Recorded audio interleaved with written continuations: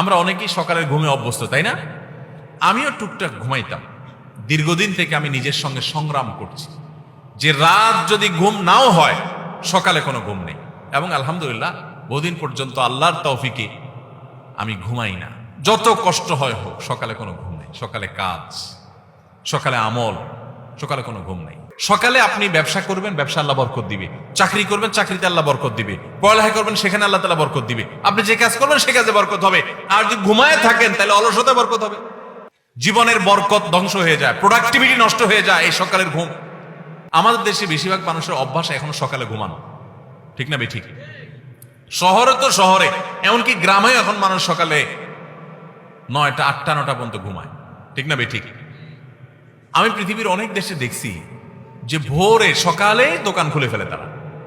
আর আমাদের দেশে অনেক দোকান আছে 10টা 11টা আগে খোলে না। কেন? কারণ পাবলিক সব ঘুমে, দোকানদার খুলে কি করবে? অনেক উন্নত দেশে আমি দেখেছি যে সন্ধ্যার পর রাস্তাঘাটে আর গাড়ি ঘোড়া নাই, তেমন ফাঁকা হয়ে গেছে, মানুষ ঘুমাইতে চলে গেছে। আর আমাদের দেশে রাতে 8টা 9টা মানে সবচাইতে পিক জ্যামের টাইম, কারণ পাবলিক ঘরের গুলো সব বাইরে হয়ে গেছে। আর ভোরবেলা ফজরের পরে রাস্তা ফাঁকা ফাঁকা, কারণ সব নাকটাই না ঘুমাইতেছে। ভাইরা আমার, মনে হবে খুব ছোট্ট ইস্যু, ছোট ইস্যু না, অনেক বড় ইস্যু। জীবনের বরকত ধ্বংস হয়ে যায়, প্রোডাক্টিভিটি নষ্ট হয়ে যায় এই সকালের ঘুম। হেফজখানার ছাত্ররা তাদের দ্বিতীয় সিক্রেট হলো তারা সকালে কাজ করে। নবী সাল্লাল্লাহু আলাইহি ওয়াসাল্লাম দোয়া করেছেন, আল্লাহুম্মা বারিক লি উম্মতি ফি বুকুরিহা, আল্লাহ আমার উম্মতের জন্য ভোরের সময়টাতে আপনি বরকত দান করেন। নবীজি দোয়া করে গেছেন, সকালে আপনি ব্যবসা করবেন, ব্যবসা আল্লাহ বরকত দিবে। চাকরি করবেন, চাকরিতে আল্লাহ বরকত দিবে। পড়ালেখা করবেন, সেখানে আল্লাহ তাআলা বরকত দিবে। আপনি যে কাজ করবেন সে কাজে বরকত হবে। আর যদি ঘুমায় থাকেন তাহলে অলসতা বরকত হবে, মানে অলসতা বেশি হবে। ভাইরা আমার, তাহলে হেফজখানার ছাত্ররা দেখেন ভোর রাতে উঠে যায় এবং পড়ালেখা করে। আমরা অনেকেই সকালের ঘুমে অভ্যস্ত, তাই না? আমিও টুকটাক ঘুমাইতাম। দীর্ঘদিন থেকে আমি নিজের সঙ্গে সংগ্রাম করছি যে রাত যদি ঘুম নাও হয়, সকালে কোনো ঘুম নেই। এবং আলহামদুলিল্লাহ বহুদিন পর্যন্ত আল্লাহর তৌফিকে আমি ঘুমাই না। যত কষ্ট হয় হোক, সকালে কোনো ঘুম নেই। সকালে কাজ, সকালে আমল, সকালে কোনো ঘুম নেই।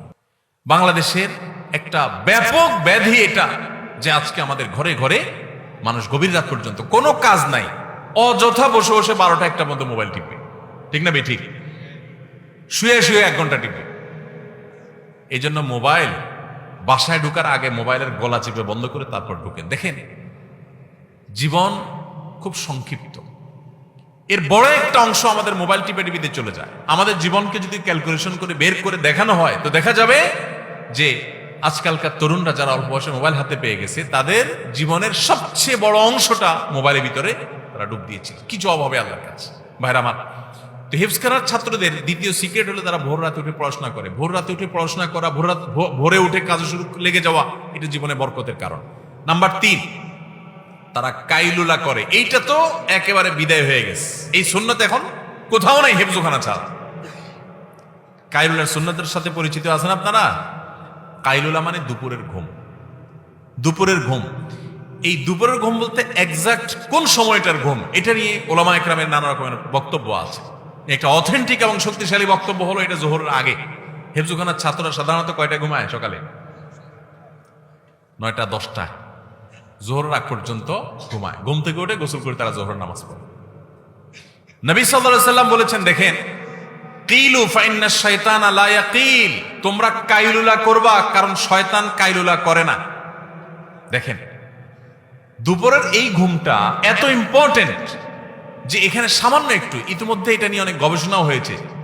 পৃথিবীতে অনেক অমুসলিম গবেষকরা গবেষণা করে বের করেছে যে দুপুরের সামান্য কয়েক মিনিটও যদি মানুষ ঘুমাতে পারে তাহলে সেটা শরীরকে এত বেশি সতেজ করে এবং এত বেশি কাজের স্টামিনা দেয় যে সে অন্য সময়ে ঘন্টা ঘন্টা ঘুমালেও সেটা পায় না। আবার সকাল থেকে টানা আপনি কাজ করছেন, দুপুরে একটু ঘুমালেন, আবার টানা সন্ধ্যা পর্যন্ত আপনি কাজ করার স্টামিনা আপনার শরীরে পাবেন, স্পৃহা আপনি পাবেন। এই সুন্নত তো একেবারে বিদায় হয়ে গেছে। আমরা অনেকে জোহরের পরে খায়া দায়া আস্তে ধীরে, যদি বন্ধের দিন থাকে, ঘুমের সুযোগ থাকে, তো যায় বিছানা যায়, এমন ভাবে বিছানা যায় যে আসর মাগরিবের সাথে পড়ি, ঠিক না ভাই? ঠিক।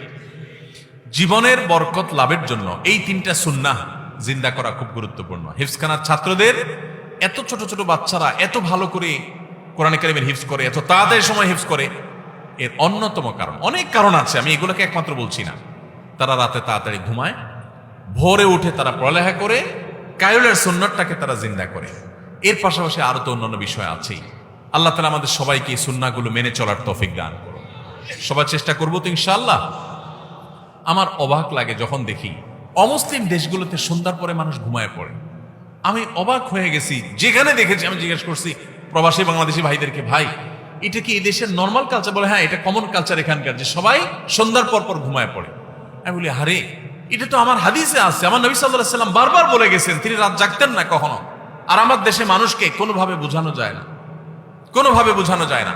শুধু আমার দেশ হলে একটা কথা, যত মুসলিম দেশ আছে বিশেষ করে মিডিল ইস্টের মানুষ তো আরো ভয়াবহ, তাদের রাত হয় রাত 12টা-1টার পর, আর আমার দেশে মানুষের রাত হয় রাত 9টার পর, ঠিক না? অফিস আদালত থেকে আইসা, দোকানপাট বন্ধ করে আইসা, কাজ কাম করে আইসা বাসায় জামা কাপড় খুলা, এশার নামাজটাকে যারা নামাজ পড়েন তারা বোঝা মনে করেন, নামাজ পড়ে ফেলছেন, ঝামেলা শেষ। এবার সোফার রুমে, আপনার ড্রয়িং রুমে সোফাতে একদম প্যাট ট্যাট শরীর ঝাইড়া দিয়া বৈশা, পুরা ফ্যামিলির লোকজন বৈশা, এখন আড্ডা জমে, বিসমিল্লাহ হয়। রাত 10টার পরে আড্ডার কি হয়? বিসমিল্লাহ হয়। এরপরে 11টা-12টার দিকে আস্তে আস্তে বিছানা যাও, তাও ওই আধা হাত একটা মোবাইল সাথে থাকে। এবার ওইটা আবার আধা ঘন্টা 1 ঘন্টা টিপতে থাকে। ভাইরা আমার, জিন্দিগির বরকত নষ্ট হওয়ার জন্য যথেষ্ট। আমি আলহামদুলিল্লাহ আপনাদেরকে আনন্দের সংবাদ শুনাই। আমার বাসার মধ্যে, বাসা যখন থাকি আমরা, রাত 10টার মধ্যে ঘুম শেষ, সবাই রাত 10টার ভিতরে ঘুমায় যাবে। এই প্রতিজ্ঞাকে বাস্তবায়ন করার জন্য প্রতি মুহূর্তে আমরা চেষ্টা করে যাচ্ছি এবং আলহামদুলিল্লাহ বেশিরভাগ ক্ষেত্রে আমরা সফল। আর সকালে কোনো ঘুম নাই। সকালে যে ছাত্র সে পড়ালেখা চলে যাবে, যে কর্মজীবী তার কাজ শুরু করবে, মা তার ঘরের কাজ শুরু করবে, সবাই তার কাজে লেগে যাবে। রাতে তাড়াতাড়ি ঘুমাবে। রাতের ঘুমটা স্বাস্থ্যের জন্য দরকারি। আপনি মনে করেন কিরে ভাই, হুজুর ঘুমের ওয়াজ করতে আসছে, এই ঘুমের মধ্যে আপনার দুনিয়া এবং